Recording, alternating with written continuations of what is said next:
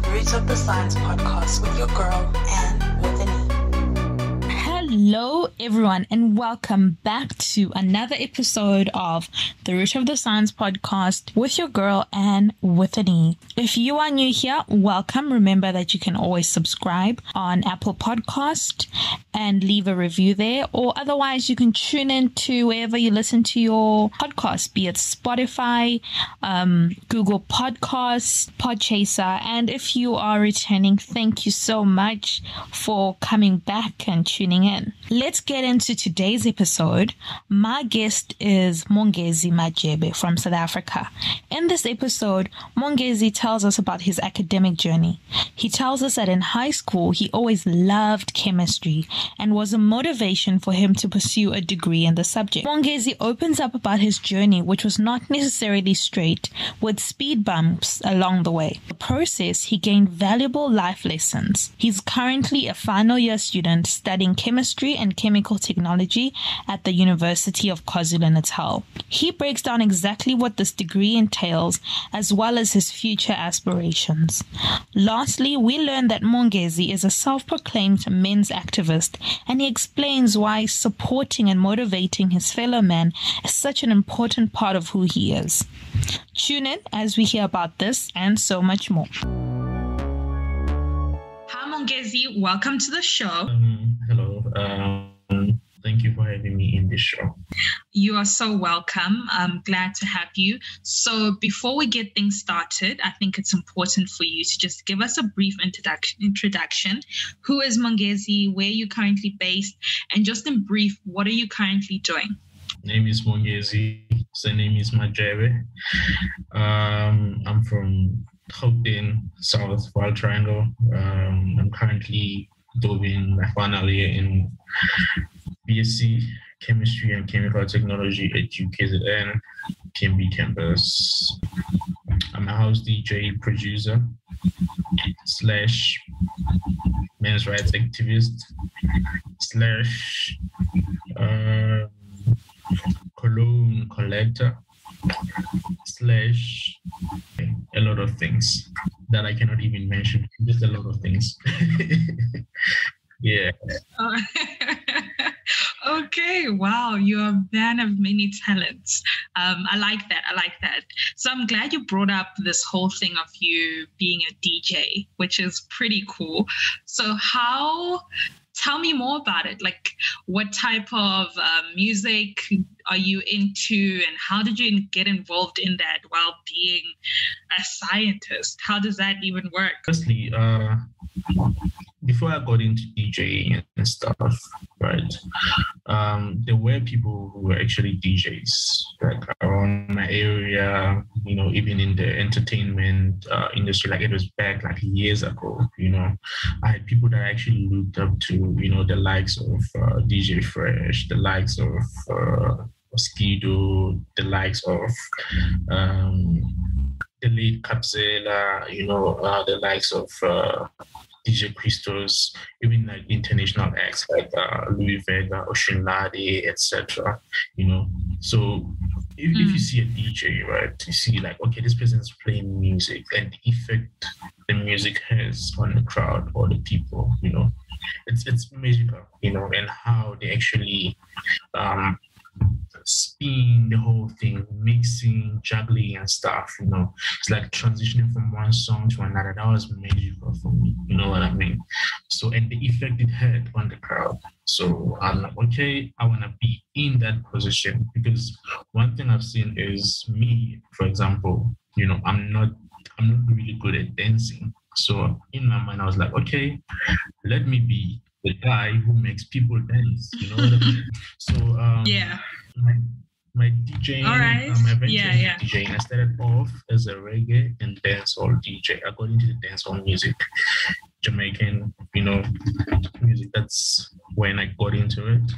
And as time went by, I fell in love a lot with, deep house music. I started collecting music in 2015.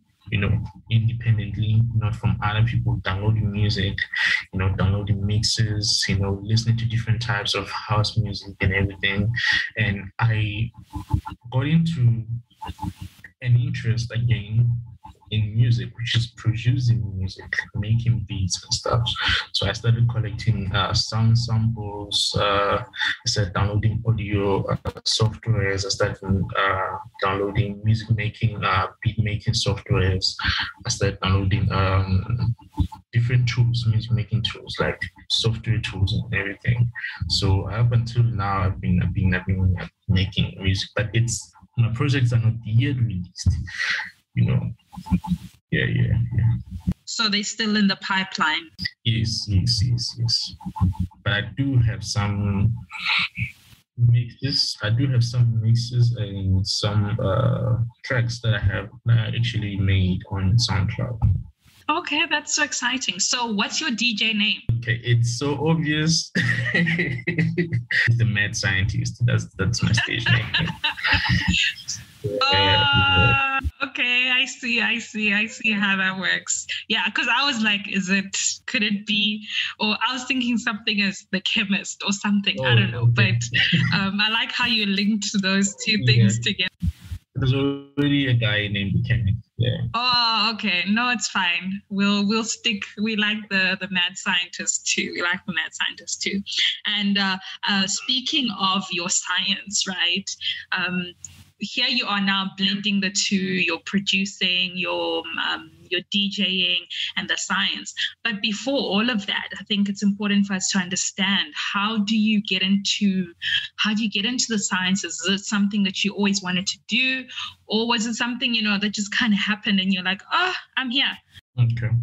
Well, the thing is, back in primary school, like I was really good in natural sciences, right? And natural sciences, geography and history, social sciences related subjects. I was actually good at that. Even maths, I was actually good in maths too, because I remember in 2003, I won the district numeracy challenge. And when I was writing that paper, I was actually very sick. I was sick and fatigued, and I was like 8 years old. And it was after I lost my dad. And yeah, when I was writing that, I was really sick, wrote the paper, and scored the highest. So I didn't really, at that tender age, or that age, I was not really aware that there was a scientist in me and stuff. So when I got to high school, I think when I was in grade 9, I was also good in natural sciences, but I was just in high school. I didn't know what was happening. It was when it happened after, when I got into grade 10, 11, 12, and after high school, I was clueless on which path to take or what to do. So there were horrifying stories about maths and science. That, okay, maths and science was hard, you see. So in my mind, I was like, okay, I have to do the history. The history is easy, so let me go and do the histories. So there was this test that we write annually. I think it's called ANA for grade 9s.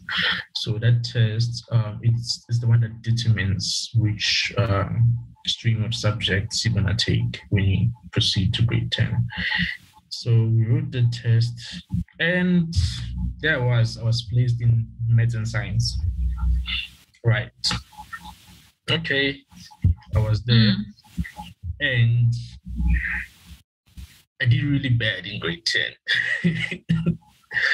I failed physical science. I was really bad, and maths, I got an average mark. It was terrible, And this is what I did.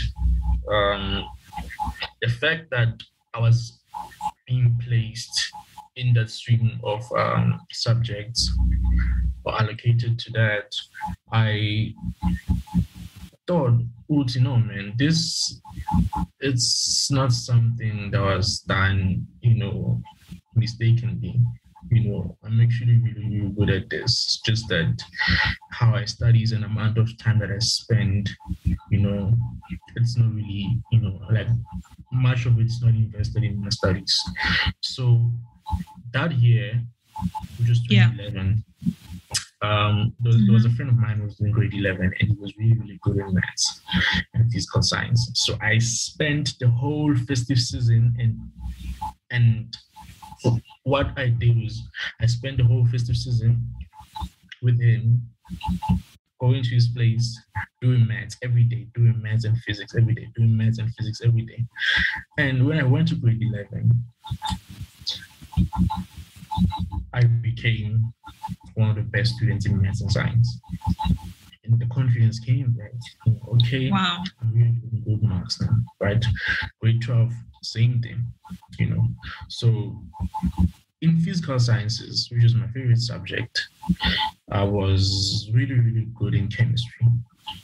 Though I did love physics, but I was really good in chemistry. The chemistry part of it, that's where actually, my A's would actually come from the chemistry part, So that was the motivation behind me choosing chemistry. But I wanted to do chemical engineering, but I had grades. So I was not accepted that following year. After matric, I was not accepted at grades. So I took a gap year. And 2014, I took a gap year. In 2015, I started my first year at my first university.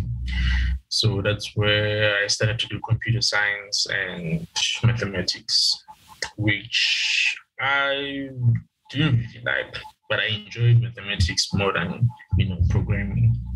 And yeah, I pushed into second year and then dropped it. 2017, took a gap year.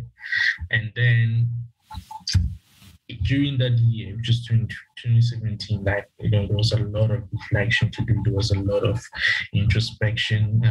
I needed this, And while I was there thinking, looking at my life and looking at my past and my present and forthcoming future, I was like, you know what, chemistry, maybe it's something that was destined for me to do, because I read a lot more on cosmology and I read a lot more on the works of Stephen Hawking, Roger Penrose, all these physicists, and I read a lot of their work and everything. And one thing that I picked from that is that, the universe actually determines what we become. When to die, when to get married, when to finish your studies, what you're going to become. So it's already predetermined. So basically, I'm like, okay, if this is what I'm supposed to do, then let me do it. See? So that's how it came about that I became, a chemist. Because I've always loved chemistry. So looking at my past and how good I was in chemistry, I'm like, okay, basically design. And at most, because I have a friend of mine who's doing engineering, it's more technical, and whenever we're having conversations, I'd be abstract. I'd be talking about these abstract concepts. And the guy would like, why don't you go and do science, And based on how others, view me and how I view myself, immediately when I actually found the correlation between the two, that's when, I decided to make this decision of actually becoming a chemist. That's basically it. But knowing that, I was going to be a scientist, I never really knew that I'd be here today and be doing science and everything. It's just something that I realize as I grow and as I, experience, the harshness of life. But I knew as I grow. So, and after going through what I went through, I'm like, science is what I can't do anything else besides science. Though I do have other things that I'm actually good at, but something at which I can apply my crystallized intelligence on is science. Yeah. Yeah, wow, what a story and what a journey. I appreciate how you've been so open and honest about the fact that it wasn't very straight. It had a lot of twists and turns. And I think sometimes when people see somebody at a particular stage, be it you in your final year, they assume that everything was smooth sailing, and it's not. And I think those twists and turns, those failures, those great 10 moments where you didn't do well, or when you didn't get accepted into the university that you wanted to, I think those were obvious lessons that you are able to learn from. And it's really great that you've taken a positive twist and you went back to what you love, because it's very hard. I mean, it's very brave. Not a lot of people would be like, I'm going to quit my degree and start from scratch again, because I want to do what I want to do. So I think that goes to show that there's no point in doing something for the sake of just doing it. It's better when you do something that you love. And when you make such decisions in your life, right, you're gonna get a lot of negative feedback from a lot of people that are actually around you, friends, family, and stuff. Because I went through a lot. I went through a lot of. There was a lot. Being called a failure, being called a lot of these things. But I stepped up. I'm like, you know what? I choose me. I choose myself, and I choose my destiny. As people, we choose our own destiny. Because one thing I know is that in life, you grow older, your parents won't be there, your friends won't be there. You outgrow your friends. You meet new people. You meet new friends. You make new friends. Because I've had friends in primary, they're not here anymore. I've made friends in high school. I've made friends in varsity. They're still not here. So I've met new people. I've met new friends. So at most, we have to prioritize on growth. Growth, it's essential. That's what makes us as people. And what is the driving mechanism behind growth is experience, whether good or bad experience. Yeah. That's the mechanism behind growth. Yeah, experience. Definitely. You've summed it up so nicely, and I love that. So you, like you said, you are in your final year, and you're doing chemistry, specifically chemical technology. Chemistry and chemical technology. Now, for somebody who has no idea we have like a little idea, but we don't know exactly. Can you just give us an overview in terms of what you do, what your whole degree involves, and why you love what you do so much? Okay. Chemistry is basically the study of matter from molecular and atomic perspective. So what happens is that everything that you find in our surroundings, which is matter, every material, everything, anything that you can imagine, it's actually made through studies. Like, when you actually create a material, before it's made, there are studies, molecular, atomic studies that involve the examination of it. For example, if you look at the type of food we have, right? The different flavorings, the different preservatives, those are mostly synthesized compounds. You know what I mean? So how did we know that this particular compound, if you add it on this, it will actually give you this scent of smell? Or if you add this compound, it will preserve the quality of this food for a particular period. How do we know that? It's through chemistry. The chemical properties of everything. Like if you look at the fuel, for example, cars, that has been synthesized, in large batches. But before, that is synthesized, or that is considered to be applicable of use, we study the chemical properties of the compounds that you find there that give it that particular property, which is it can be combusted, you can burn fuel. How? Because the compounds that are contained there that are actually enabling it to have that particular property. See, so chemistry is broad. It's applicable in different things. No, I understand. It's so basically, essentially, rather, it's very, very broad. It's not just one thing like where we assume it's just people in the lab. It involves a whole lot of things in our day-to-day life, basically, as well. When I checked, most of the research focus in chemistry, especially in postdoc, postgrad, like most of my professors, they work with people from agri and life sciences, like one of my very close mentors and Professor Ackerman has a patent for cancer drug.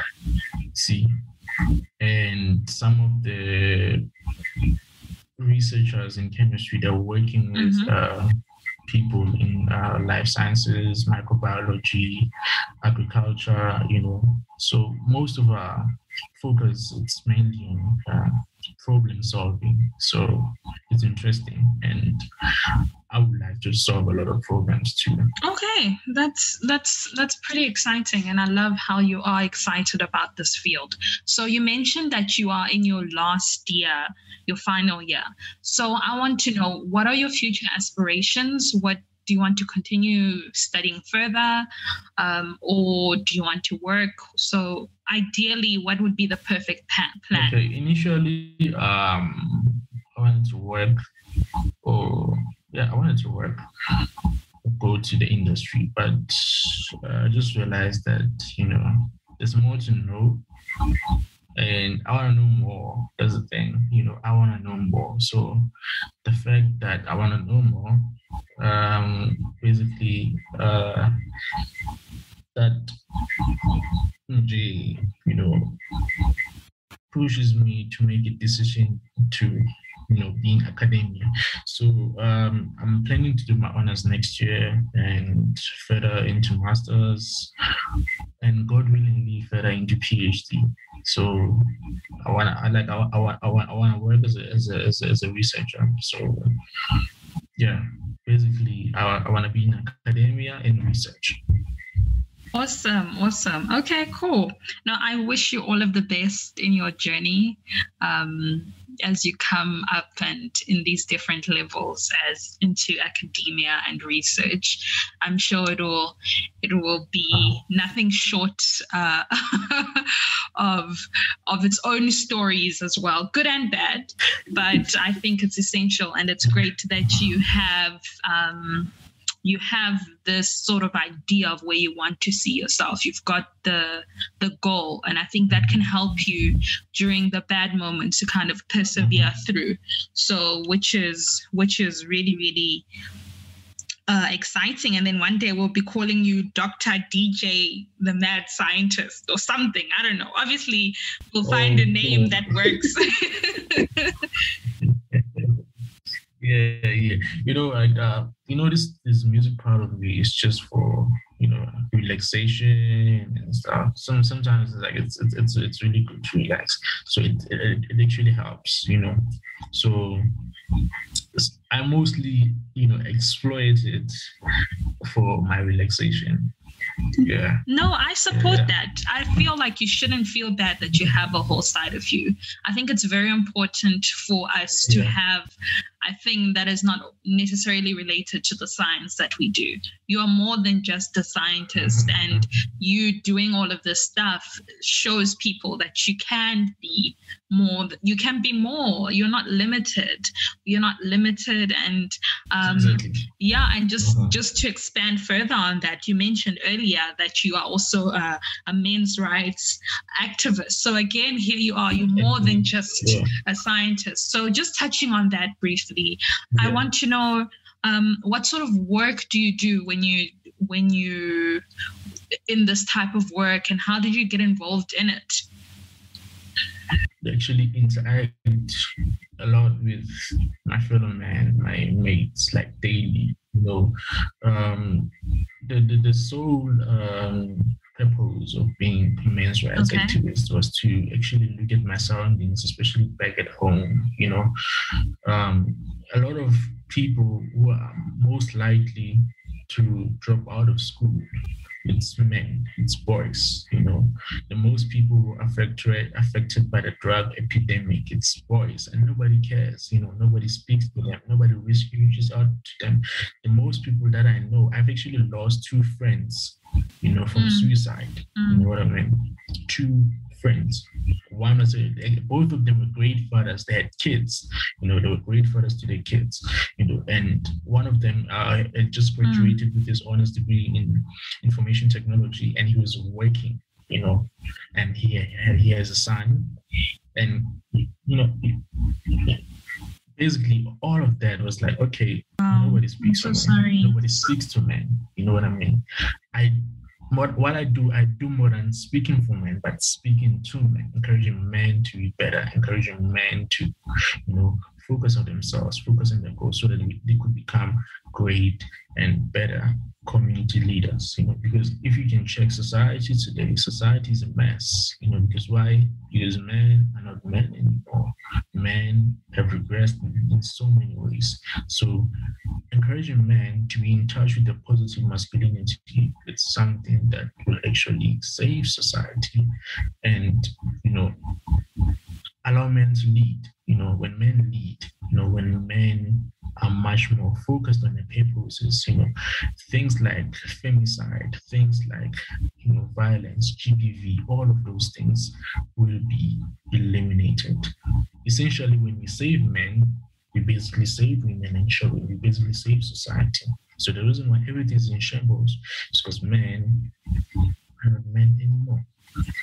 So that's what I actually speak for. That's what I advocate for, positive masculinity, men to become great, because when men become great, because that's the type of men that women want to be with, are great men, men of value, men of high value. So the reason why there's like a lot of tension between the two sexes, men and women, is because all of them, men are no longer positively masculine. So encouraging men to be in touch with that, basically women are getting the type of men they aspire to be with. Yeah. That's basically, yeah.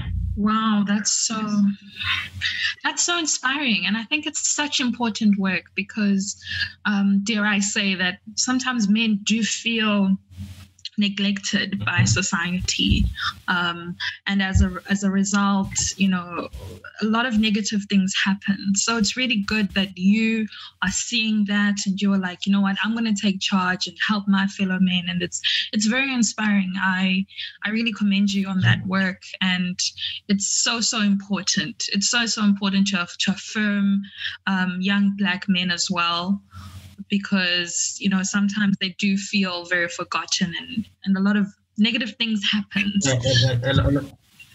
Yeah, a lot of young Black men, especially where I come from, being involved in there's like a lot of violence going on. There's like a lot of gang violence and everything that's actually taking place there. It's mostly boys that are involved. It's mostly boys who die. You know what I mean? So if one boy from a family or a son dies, one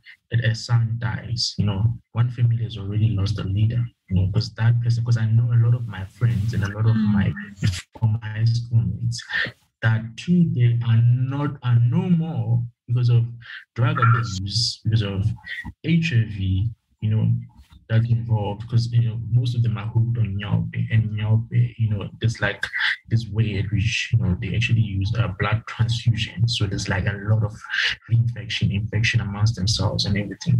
So a lot of some of them have died, from AIDS. Some of them have died from overdose and everything. So a lot of these guys, I knew them personally, and a lot of these guys were aspiring to become great. They hate me. Some of them still have dreams, and some of them, when they see me, they will tell me and come and go, hey, you inspire me and everything. I'm hooked on this. I don't know how to get out, and it pains me the fact that at that moment, I'm in a position where I don't have means and power to actually try and to actually change this person's life. I can say, positive things to this person, but immediately when I walk away and he walks the other way, he's going back to his reality. I'm going back to my reality. You know what I mean? So I feel bad for the fact that there was nothing tangible or something practical that I would have done to actually get this person out of, this the situation that they're in. So one thing I aspire to be is to be great, and not just be great. My greatness has to impact those that actually surrounding me. My greatness or my achievements have to empower those who are from my community. So yeah, I'm basically like being here educated, and I'm basically a representative of my community to a certain extent. So that has been the drive and the push, Yeah, not just becoming great for me, but for my people too. I'm saying that has been the drive behind, me pushing, because my greatness is not just, like my achievements won't actually be about me, but they would actually be, a representation of where I come from. My achievement is an achievement for my people, my community at large. Yeah. Yeah, wow. I got goosebumps.